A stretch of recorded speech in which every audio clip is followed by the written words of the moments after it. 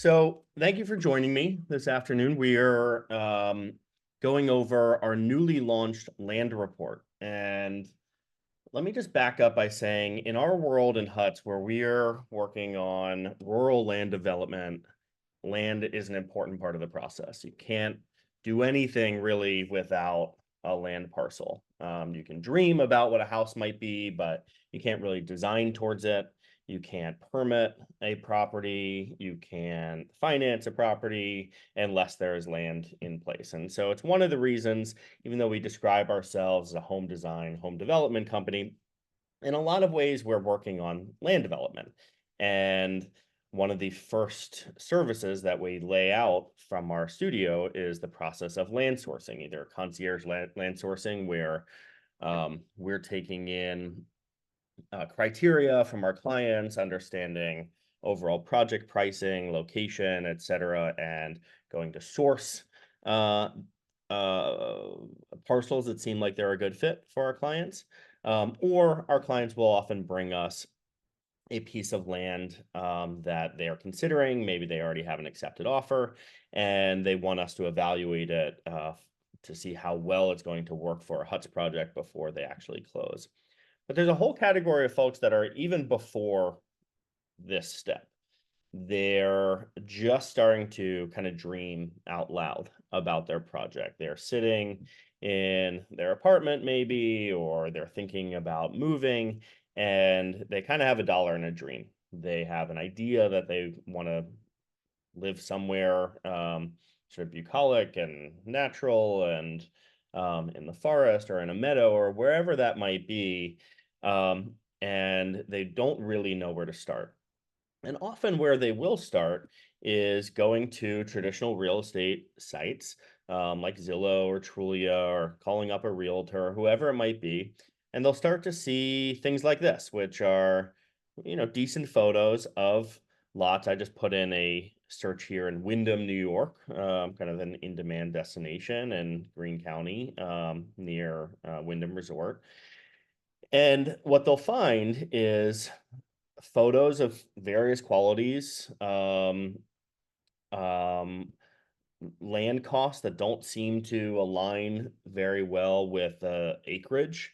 And then once they come into the actual parcel itself, sort of flowery language around what this place might be that got vacant land that presents an opportunity. But what's missing from this is how to compare this opportunity versus others. What's missing from this is some of the costs that are required in taking a raw piece of land and turning it into a developable or development ready piece of land, like getting a well and a septic in place, getting driveway in place, getting power in place. What's missing is sort of a vision for what that opportunity might be. What is this house that could be there? And so the reason that's there is because the realtors who are listing this property maybe don't know. And beyond that, the realtors who are listing this property, um, they once they sell you the lot, they are going to be gone. It's now your problem to deal with it and figure out how to develop it next. In our case, the land acquisition and meeting you at the raw land or even before is step one. It's not the end. We are going to then be there on um, helping to go through groundwork and improving that lot. We're going to go through the design for this parcel. And so in a lot of ways, helping you find the best piece of land and find a place that is going to meet your criteria, going to make sense for you financially, is going to match your development goals without too many headaches, is as much for you as it is for us. That we also don't want to be working through a place that never really made sense from the get-go. And there are a lot of times early on in the beginning days of huts when folks would get in touch with us and say, "Hey, Wayne, um, I found the best piece of land. You have to come check it out." And I got it for a steal. And then I would drive to wherever it was. And what do you know? The client had never really been there. They sort of bought the place sight unseen. because it seemed like a deal online. And then it's a bog. It's underwater. It's undevelopable. There's no way a septic's going to work. Or it's a cliff and it's all shelf rock and there's no way to make anything cost effective on that property. And so a lot of these ideas around what's the difference between these parcels that you're seeing? Are they priced appropriately? Is the cost of acquisition an accurate reflection of all of the costs that are going to go into the land? And usually the answer is no, because these sort of sites are not really designed to help lay out the vision or lay out the opportunity or lay out the challenges of a piece of land. And there's no reason for them to, because once they sell it or once the realtor sells it, they're gone. And like I said, that's sort of step one for us. So we started the land report to lay out a curated set of listings that we've identified and are consistently researching each week that we think make a great target for certain types of HUTS developments, certain types of house projects, whether that's a kind of compound or a small rental unit or a primary home. We kind of look through these parcels and try to match them to the right user type that we have in mind and the right development approach or development strategy that we imagine. And so for us, this really starts from here, that what you can see here are in green, all of the lots that we are currently evaluating. The red are our current projects in the Catskills and Hudson Valley region and into Massachusetts and other areas of the Northeast. But the green is all of these lots that we are currently assessing. And so we're kind of constantly looking at available land parcels using some of the tools at our disposal, like anything having to do with that's public record, like any code or zoning restrictions, any kind of standing rights of way, any issues with the DEP or anything that kind of adds complexity to the project, along with utilizing really high resolution fixed wing aerial photography that we license for across the country to evaluate parcels, along with LiDAR scanning to get topographic data to understand the feasibility of clearing the land and getting it to a spot for development. So it starts here. We're looking kind of everywhere in this area. And where we head next is each week, we then produce our short list of the 8 to 12 best parcels that are currently available that we think, and this is for now, the land report is really focused on Catskills and Hudson Valley.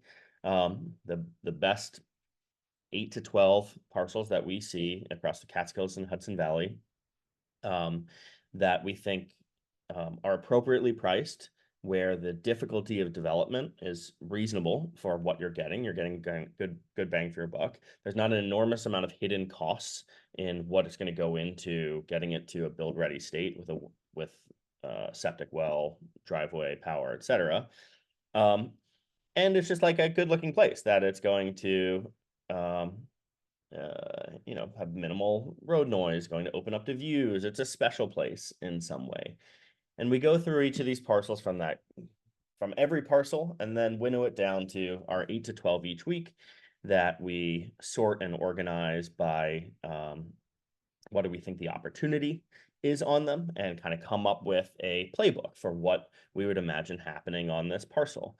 Whether it is, hey, this seems like a really great opportunity for a 2-lot subdivision. This seems like a great opportunity for a multi-generational family compound with these standards placed on it. These seem like a great opportunity for a big bar with loft to serve as a rental property.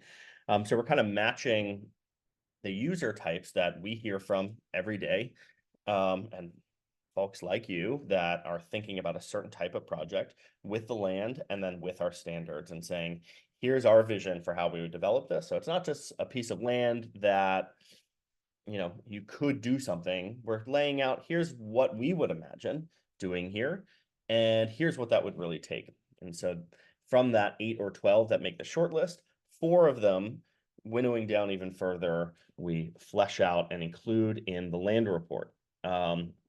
And here you can see the land report, which is a subscription newsletter through Substack that is delivered weekly. Here is the most recent edition from June 15th. And it includes these 4 parcels that have made their way through our evaluation process and criteria to say, hey, we think these are the best of the best available at the moment, and here's what we would do with them. And so some of the things that you'll find that's very different from looking at land on with your local realtor or Zillow or Redfin or any of these is land specific interpretation. The goal being that you're going to buy this piece of land and then go through the process of developing it into a home site. And so the things that you want to know then are not just the price and the county, but also what's the cost of land improvements and what will those land improvements include, whether it's tree clearing, electrical install, other utilities projects, other things that get to a development ready state.